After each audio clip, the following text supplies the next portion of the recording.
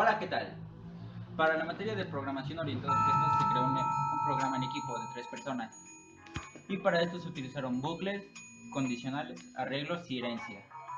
Y ahora pasaremos a leer el enunciado para que después terminemos de explicar el programa. Bien, a continuación leeré el enunciado de la práctica. Se quiere realizar una aplicación para que cada profesor de la universidad gestione las fichas de los alumnos. Un profesor puede impartir una o varias asignaturas y dentro de cada una tener distintos grupos de alumnos. Estos pueden ser presenciales o a distancia. Al comenzar las clases se entregarán al profesor un listado con los alumnos por cada asignatura. Escribir un programa de tal forma que el listado de alumnos se introduzca por teclado y se den de alta calificaciones de exámenes y prácticas realizadas. Se podrá obtener listados de calificaciones una vez realizados los exámenes y porcentajes de aprobados. Se puede registrar N profesores, M alumnos presenciales y K alumnos a distancia. Y bueno, ahora yo les daré una pequeña definición de lo que es herencia. La idea de herencia es la creación de nuevas clases a partir de clases existentes. Cuando heredamos de una clase ya existente, que es llamada la superclase, a nuestra nueva clase, que es la subclase, heredamos atributos y métodos que están en la clase existente o superclase. Estos métodos o atributos los reutilizaremos en nuestra subclase. Un ejemplo muy claro es sobre nuestra práctica, la cual le mostraremos a continuación. Nos habla de alumnos a distancia y alumnos presenciales. Entonces podemos crear una superclase o clase principal que se llame alumnos, el cual contenga los datos tales como son nombre, apellido, número de control o matrícula. Estos datos los podemos meter en esta superclase, dado que todo alumno tiene estos datos, como son nombre, apellido y número de matrícula. Posteriormente podemos crear dos subclases, alumnos a distancia y alumnos presenciales. Cada uno va a heredar los atributos de nuestra superclase, como son el nombre, apellido y matrícula. Pero al mismo tiempo van a tener atributos que solo ellos mismos tienen. En un momento les mostraremos. A continuación les explicaré un poco de la creación de un objeto en Java. Bien, nos dice la definición de un objeto que no es más que un componente que es autónomo y que consiste en propiedades y métodos. Para eso es útil un tipo particular de datos. El objeto determina el comportamiento de la clase. Cuando envía un mensaje a un objeto, le pide al objeto que invoque o ejecute uno de sus métodos. Desde el punto de vista lo que es un objeto puede ser una estructura de datos, una variable o una función. Bien, más adelante les explicaremos más el fondo de nuestra práctica de nuestro código. Ahora comencemos con el bucle for en Java, perdón.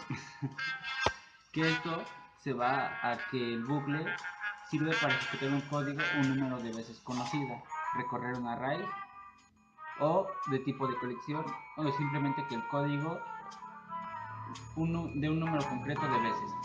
Nosotros usamos habitualmente el for que tiene inicialización, condición y actualización. Y bueno, ahora les daré una definición de lo que son los arrays o los arreglos. Los arreglos se pueden definir como objetos en los cuales podemos almacenar más de una variable. Los objetos podemos darle nosotros las dimensiones. Por ejemplo, si tenemos un vector de 10, podemos almacenar 10 variables. También es posible que el usuario introduzca el largo del vector o las posiciones del vector.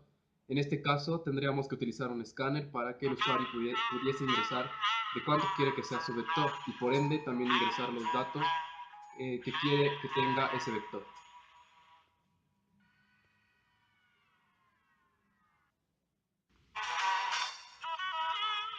Bien, a continuación les daré la definición de las condiciones. Bien, nos dice que el flujo de ejecución en Java es lineal, por lo que se va ejecutando de línea a línea. En el orden en el que se va leyendo, por lo que la sentencia va a controlar el flujo de ejecución.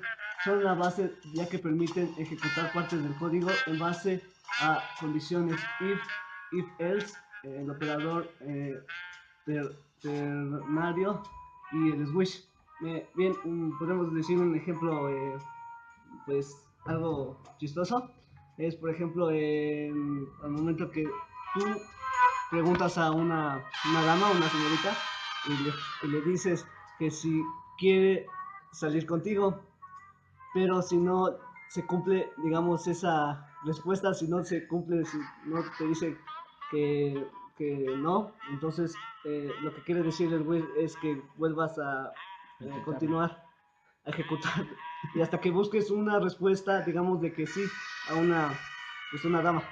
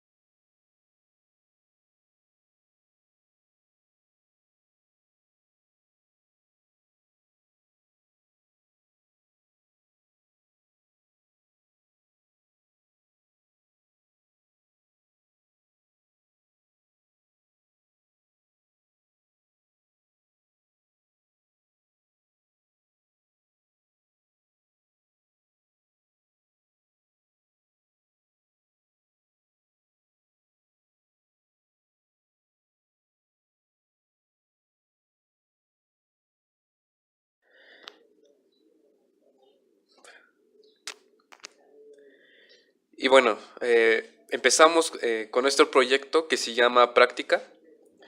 Empezamos creando 5 clases. La primera clase que se va a llamar Alumnos, la segunda clase se va a llamar Alumnos Distancia y la tercera clase se va a llamar Alumnos Presencial. Nuestra cuarta clase se va a llamar Asignatura. Nuestra quinta clase se va a llamar Profesores y lógicamente también tendremos la clase principal. En nuestra clase de Alumnos vamos a obtener todos los datos generales, como son el nombre, apellido, grado y carrera. Estos son de tipo string. Además también vamos a tener datos de tipo int, como son la matrícula, edad y grupo. Tendremos también datos de tipo double, como son el promedio del examen y promedio de la práctica. Esta será nuestra llamada superclase o clase base, que va a heredar a la clase alumnos distancia y alumnos presenciales, dado que cada uno de los alumnos tiene alguno de estos datos, como son nombre, apellido, grado, carrera, etc. Bueno, después tendemos a crear nuestro constructor vacío y posteriormente nuestro constructor ya con los datos, así como también nuestros getters y setters, los cuales utilizaremos más adelante.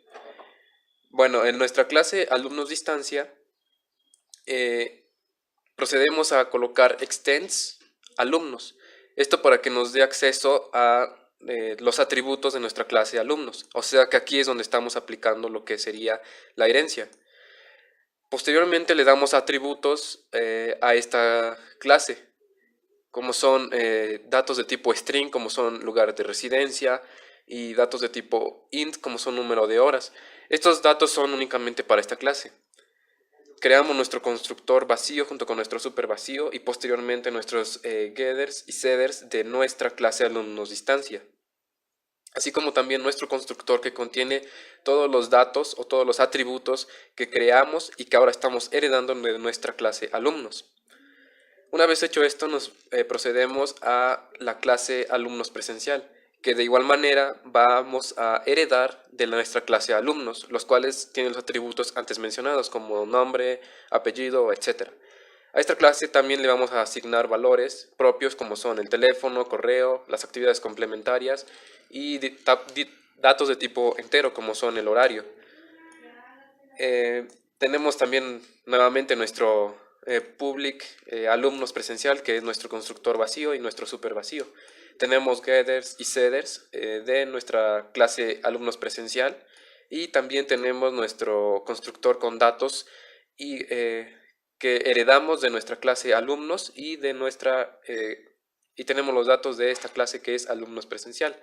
También tenemos la clase asignatura, pero sin embargo esta no va a heredar a ninguna otra clase.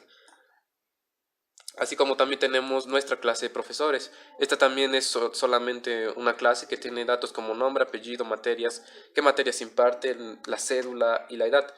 Si bien este sí puede heredar, digámoslo, a otros aspectos, no lo puede hacer con alumnos, ni alumnos distancia, ni con ninguna de las otras clases ya creadas, dado que pues los alumnos no tienen una cédula, tienen matrícula más no cédula, y no tienen una materia que impartir. También tenemos aquí nuestro constructor vacío y nuestro constructor con los datos, así como nuestros getters y setters. Y bueno, por último tenemos nuestra clase principal.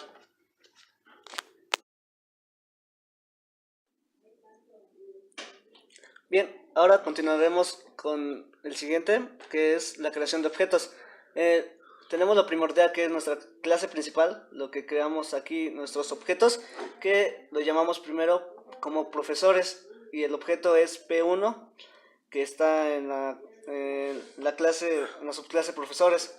El siguiente objeto es asignatura, como lo declaramos A1, que está en la siguiente asignatura. Luego, que se diría alumnos a distancia, que está como el objeto AD, y está igual en alumnos a distancia.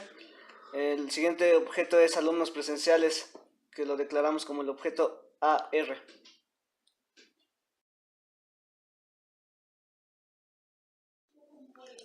Bueno, lo siguiente que explicaremos será nuestros arrays o arreglos.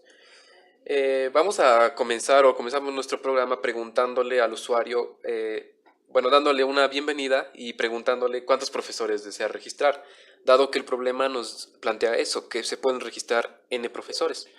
Entonces, antes que nada creamos nuestra variable de tipo entero que se llama respuesta.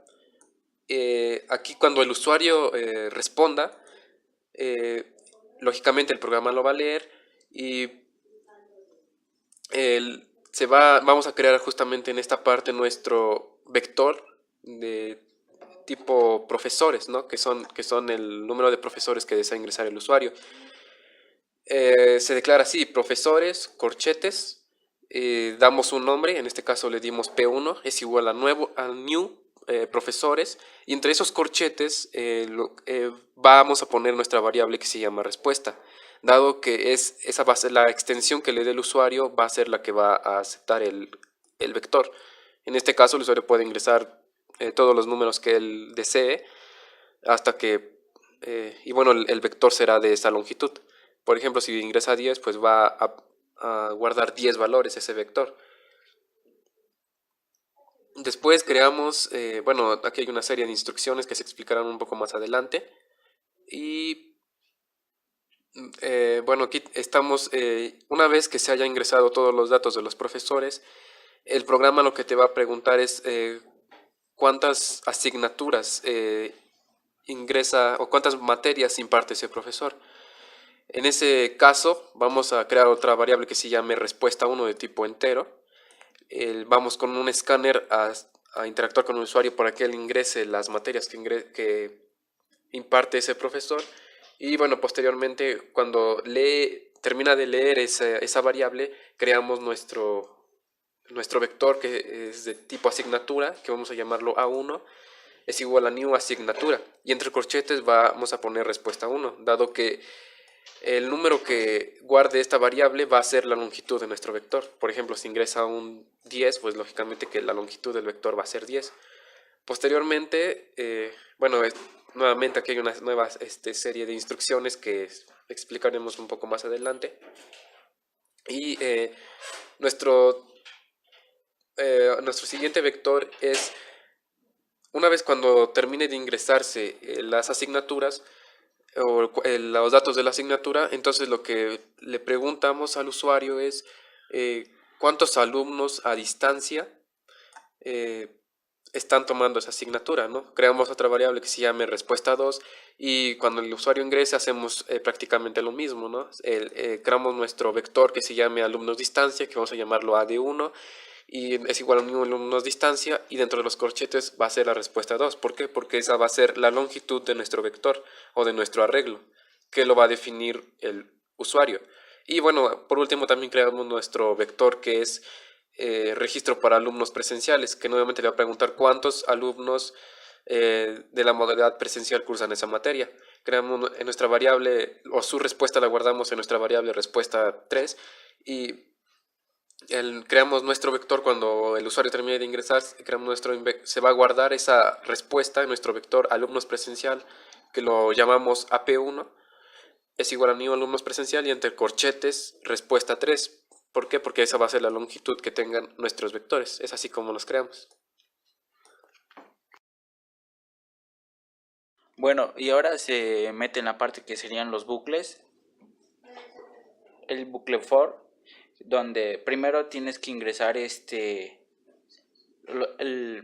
la sentencia profesores para que el usuario ingrese cuántos profesores desea ingresar. Y entonces primero se pone la condición, la inicialización, la condición y luego la actualización. Ya después se mete a lo que sería el siguiente bucle, bucle for, que sería para ingresar los datos del profesor. Se utilizó también un try catch para que te marque error cuando metes valores de tipo string y te rebote, que sería en esta parte de aquí. Y así te rebota, cuando le metes un tipo string, te va a aparecer un mensaje que metas por favor un tipo entero, que es lo que solicita el try.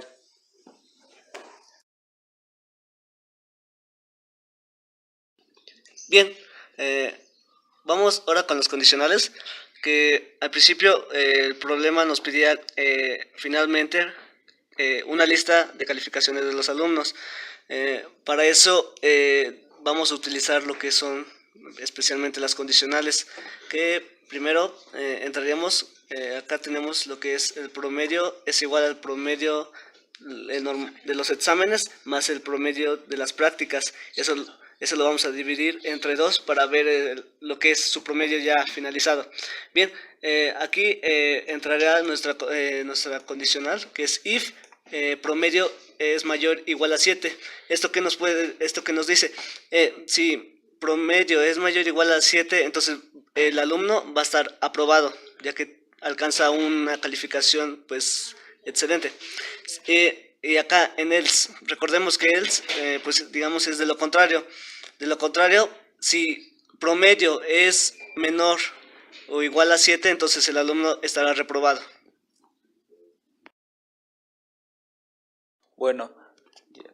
Bueno, y ahora se meterá la finalización del programa, que sería al momento de compilar. Se hará la prueba de que el programa compile bien.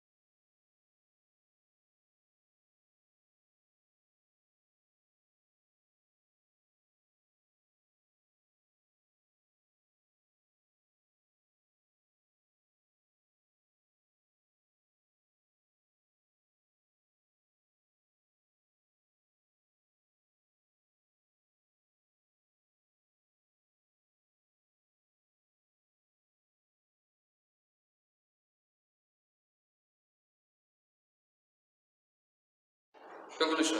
When we finish to do the practice and the video, we can get some experience, a good experience.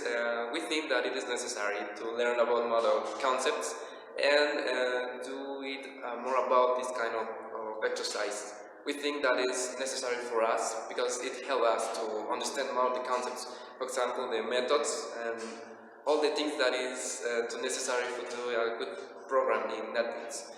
Well, it is all, and thank you for watching.